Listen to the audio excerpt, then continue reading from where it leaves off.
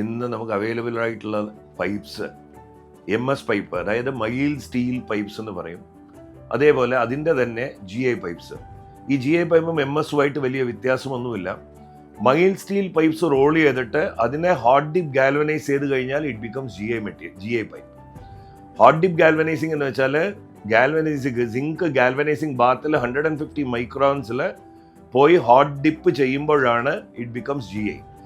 ഈ എറണാകുളം പോലെയുള്ള സ്ഥലങ്ങളിൽ where humidity is very high, ഇവിടെ നമ്മൾ GI പൈപ്പ് യൂസ് ചെയ്യുകയാണെങ്കിൽ അത് കുറച്ചുകൂടെ വിത്ത്സ്റ്റാൻഡ് ചെയ്യും എന്ന് പറയുന്നുണ്ട്.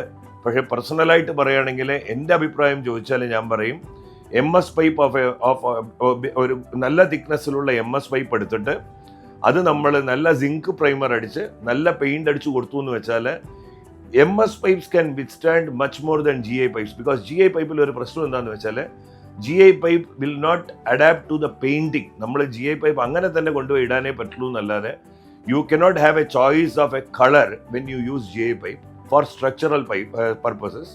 വേറസ് MS പൈപ്പ് ആകുമ്പോൾ MS പൈപ്പിൽ നല്ല തിക്നെസ് ഉള്ള MS പൈപ്പ് എടുത്ത് അതിൽ നമ്മൾ സിങ്ക് പ്രൈമർ അടിച്ചു കൊടുത്ത് അതിന് മുകളിൽ നമ്മുടെ കളർ കൊടുക്കുകയാണെങ്കിൽ, നല്ല പെയിൻറ്റ് കൊടുക്കുകയാണെങ്കിൽ ഒരു 20 വർഷം 25 വർഷത്തേക്ക് ഒരു പ്രശ്നവുമില്ലാതെ MS പൈപ്പ് നമ്മുടെ ഇവിടുത്തെ ഹ്യൂമിഡിറ്റിയും ഇവിടെ ഈ സോൾട്ടിഷ് കണ്ടീഷനും എയറിൻ്റെ സോൾട്ട് കണ്ടീഷനും വിത്ത്സ്റ്റാൻഡ് ചെയ്യാനുള്ള കപ്പാസിറ്റി ഉണ്ട് എന്നാണ് എൻ്റെ ഒരു ഫീൽ.